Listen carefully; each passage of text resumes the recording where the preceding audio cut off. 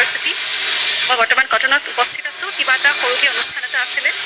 নৱাগত ছাত্ৰ ছাত্ৰীসকলৰ বাবে এটা অনুষ্ঠান আয়োজন কৰিছিলে য'ত মই অকণমান দুই এষাৰ ক'বলৈ মোক মাতিছিলে মোৰ এক্সপিৰিয়েঞ্চ মোৰ অভিজ্ঞতা জীৱনৰ ওপৰত কিন্তু আজি ইয়াতে হঠাৎ আহি লগ পালোঁ মোৰ অন্যতম এগৰাকী প্ৰিয় শিল্পী বুলিয়ে কওঁ নে কি কওঁ নাজানো প্ৰিয় নাট্যকাৰ পৰিচালক অভিনেতা কবি হিমাংশু প্ৰসাদ দাস আৰু হিমাংশু দাক মই এনেই সাধাৰণতে লগ পায়েই থাকোঁ কিন্তু আজি লগ পোৱাৰ আচলতে এইকাৰণে বেছি ভাল লাগিছে কাৰণ আমি অলপ আগতে কটনৰ সেই হলটোত সকলোৱে আমি চিনেমাৰ বিষয়ে পাতিছোঁ গানৰ বিষয়ে পাতিছোঁ আৰু যিখন চিনেমা হিমাংশুদাৰ আহিবলগীয়া চিনেমাখন বুলু ফিল্ম সেইখনৰ ওপৰত আমি ঢেৰ কথা পাতিলোঁ চ' মই ভাবিলোঁ যে let's talk about that film মোৰ নিজৰ ফলোৱাৰ্ছ যিখিনি আছে মোৰ যিমান সদস্য আছে পৰিয়ালৰ সামাজিক মাধ্যমৰ তেওঁলোকৰ সৈতে মই শ্বেয়াৰ কৰোঁ চ' ইয়া হিয়াৰ কি কওঁ হিমাংশুদা তো আচলতে সেয়া কি কয় মোৰ আচলতে ক'বলৈ একো মন নাই এইকাৰণে ক'বলৈ মোৰ মন নাই চিনেমাখন তুমি চাইছা নিজে মই আপুনি কোৱাৰ আগতে মই কৈ দিম মই তাৰমানে যিখন চিনেমা আহিব বুলু ফিল্ম এখন তুমি ধৰি দিয়াচোন এনেকৈ দুখন হাতেৰে দুখন ধৰা কমল পৰাণ আমাৰ যিখন ছবি আহিব বুলু ফিল্ম সেইখন ছবি ইতিমধ্যে মই চিনেমাখন চালোঁ আৰু যিসকলে মোক ফ'ল' কৰিছে বা যিসকলে মোৰ সামাজিক মাধ্যমত কি কৰি আছোঁ বা কি দি থাকোঁ চাই থাকে ফ'ল' কৰি থাকে তেওঁলোকে নিশ্চয় গম পাইছে বিকজ মই ফিডবেকটো দিছিলোঁ এতিয়া ক'বলগীয়া কথাটো এইটো যে আজি মোৰ লাইফটো কিয় আহিছোঁ মই এইকাৰণে লাইফটো আহিছোঁ বিকজ আমি সকলোৱে পাতি থাকোঁ এটা খুবেই কমন কথা যে অসমীয়া চিনেমা জগতখন কেতিয়া ডাঙৰ হ'ব আমি উদ্যোগটো কেতিয়া ডাঙৰ কৰিব পাৰিম মানে ৰিজনেল ফিল্ম যদিও আমাৰ ছবি জগতখন বহু বছৰ আগতে প্ৰতিষ্ঠিত তাই তুলনাত কিন্তু এতিয়া আমি বহু পিছুৱাই আছোঁ আমি সেই বিষয়ে পাতি থাকোঁ কিন্তু এতিয়া আমি যিমান গান নকৰোঁ কিয় আমি গান কৰোঁ আমি মিউজিক ভিডিঅ'জ কৰোঁ আমি কভাৰ ছংছ কৰোঁ শ্বৰ্ট ফিল্ম কৰোঁ ৱেব ছিৰিজ কৰোঁ কিন্তু এটা উদ্যোগ ডাঙৰ হয় যেতিয়া ডাঙৰ চিনেমা হ'ব ডাঙৰ in the sense not in the sense of budget but চিনেমাৰ কণ্টেণ্ট হওক বা চিনেমাৰ যিটো আচলতে ফিলিং যিটো ভাইব সেইটো ডাঙৰ হ'ব লাগে গতিকে খুবেই ভাল চিনেমা এখন অসমীয়া ৰাইজৰ বাবে অসমীয়া দৰ্শকৰ বাবে আহি আছে সেইখনৰ নাম হৈছে বুলু ফিল্ম আৰু যিহেতু মই এইটো প্ৰমোশ্যন কৰিব লাগে কাৰণে কৰি থকা নাই প্ৰথমতে মই ডিছক্লেইমাৰ দি দিছোঁ যিহেতু ছবিখন মই অলৰেডি চাইছোঁ চিনেমাখন মই চাইছোঁ আৰু মই অনুভৱ কৰিছোঁ যে যিটো বিষয়ক লৈ ছবিখন নিৰ্মাণ কৰা হৈছে সেই বিষয়টো প্ৰথম কথাটো হেডছ অফ টু হিমাংশু দা যে তেওঁ ইমান বল্ড ষ্টেপ লৈছে ইমান বেছি সাংঘাতিক এটা কি বুলি ক'ম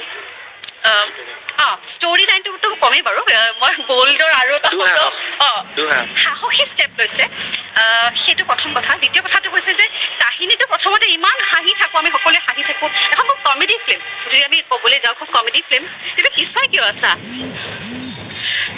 খুব হাঁহিবলৈ আমি সুযোগ পাওঁ কিন্তু শেষত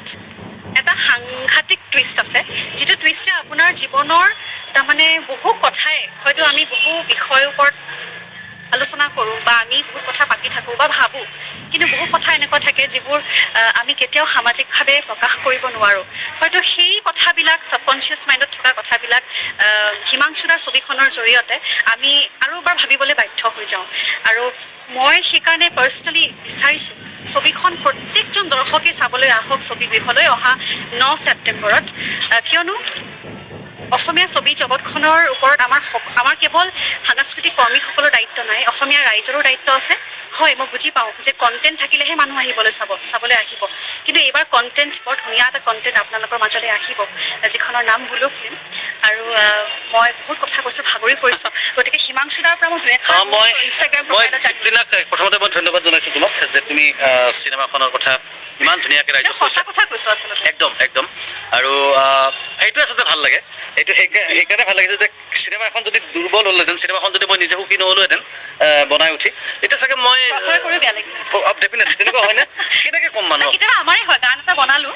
কিন্তু যেতিয়া গানটো আমি গম পাই যাওঁ ন যে গানটো বৰ এটা বেছি ভাল লগা নাই বা এটা সাংঘাতিক একো ভাল মানে অৱদান নিদিয়ে তেতিয়া মানে নিজৰে প্ৰচাৰ কৰিবলৈ বৰ এটা ভাল নালাগে চ' ছেইম বস্তু চিনেমা আৰু বুলু ফিল্ম চিনেমাখনৰ ক্ষেত্ৰত এটা কথা ক'ব পাৰোঁ দীপলিনা হতে চাইছে এদিন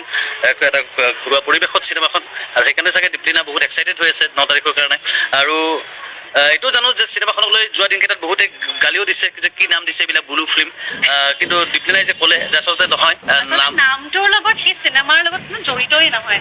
যদি আপুনি চিনেমাখন উপভোগ কৰে তেতিয়া বুলুনো কিয় নামটো দিছে সকলো কথাৰ উত্তৰ আপুনি চিনেমাখনতে পাব। সেইকাৰণে আগতীয়াকৈ ইমান বেছি ইজিউম কৰি লাভ নাই যে কিয় বুলু ফিল্ম দিছে, কিবা কন্ট্ৰভাৰ্চি কাৰণ আছে, আৰু কাৰণটো এনেকুৱা নহয় যে জবৰদস্তি কাৰণ এটা দিয়া হৈছে, নহয়। ইটছ আ ভেৰি গুড মুভি। আৰু স্ক্ৰীন প্লে যিটো আমাৰ অসমত হয়তো মই ব্যক্তিগতভাৱে অনুভৱ কৰোঁ যে অকণমান দুৰ্বল হয় স্ক্ৰীন প্লেৰ ক্ষেত্ৰত। সেই ক্ষেত্ৰত তাৰমানে এইখন ছবিৰ যিটো স্ক্ৰীন প্লে সেইটো সাংঘাতিক শক্তিশালী আৰু খুব এংগেজিং, আপোনাক এংগেজ কৰি ৰাখিব একেবাৰে প্ৰথম এণ্ডৰ পৰা শেষৰ এণ্ডলৈকে। চিনেমাখনৰ লগত জড়িত প্ৰত্যেকজনৰ সদস্যৰ লগতে মোৰ মনোভাৱনা আছে, কিন্তু বিশেষকৈ মই এটা কথা ক'ম দেই, প্ৰণামী বা যিটো চৰিত্ৰত অভিনয় কৰিছে সেইটো আচলতে মই যিদিনাখন চিনেমাখন চাইছিলোঁ নিজে ফোন কৰি পেলাই ৰাতি চাগে 12টামান বাজিছে নেকি, আপোনাক কৈছে নে নাজানো মই, প্ৰণামী বাক মানে ফোন কৰি কৈছোঁ আপুনি কি কৰি পেলালে এইখন ছবিত। চ' ইটছ আ ডিফাৰেণ্ট লেভেল, তাৰমানে এক্টিঙৰ ডিফাৰেণ্ট লেভেলটো এষ্টাব্লিছ হৈছে প্ৰণামী বা অফক'ৰ্ছ এগৰাকী অভিনেতা হিচাপে হিমাংশু দাৰ আচলতে শ্ৰেষ্ঠ অভিনয় হৈছে চিনেমাখনত, সেইটোৱে ক'ব লাগিব। খুবেই ভাল চিনেমা, আপুনি সকলোৱে আহক 9 ছেপ্টেম্বৰত, একদম মিছ নকৰিব। অসমীয়া বোলছবি বুলু ফিল্ম, ভাল ছবি, চিনেমাখনত এটা কথা দৰ্শকক ক'ব পাৰোঁ যে আপোনালোকে হাঁহিবলৈ ঢেৰ সুযোগ পাব, ঢেৰ হাঁহি উঠিব। কেতিয়াবা আপোনালোকে একদম ঢেকঢেকাই হাঁহিব, কেতিয়াবা হয়তো ঢেকঢেকাই নাহাঁহে, মনৰ ভিতৰত হাঁহিব, কেতিয়াবা হয়তো এসপ্তাহ পিছত মনত পৰি হাঁহিব। কিন্তু এটা কথা ঠিক যে চিনেমাখনৰ শেষত কিন্তু চাগে আপোনালোকে হাঁহিব নোৱাৰিব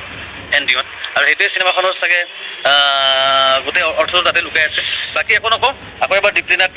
থেংক ইউ জনাইছোঁ, আৰু আপোনালোকক যে আহক 9 তাৰিখে চাবলৈ। মই পৰিচালক হিচাপে আপোনালোক ক'ব পাৰোঁ যে চিনেমাখন চালে পইচা খৰচ হয়, চিনেমাখন চাব গ'লে সময় খৰচ হয়। মই কেৱল এটা কথা ক'ব পাৰোঁ যে চাগে চিনেমাখন চাই আপোনালোকৰ সময় আৰু পইচা অভাৱত নাযায়।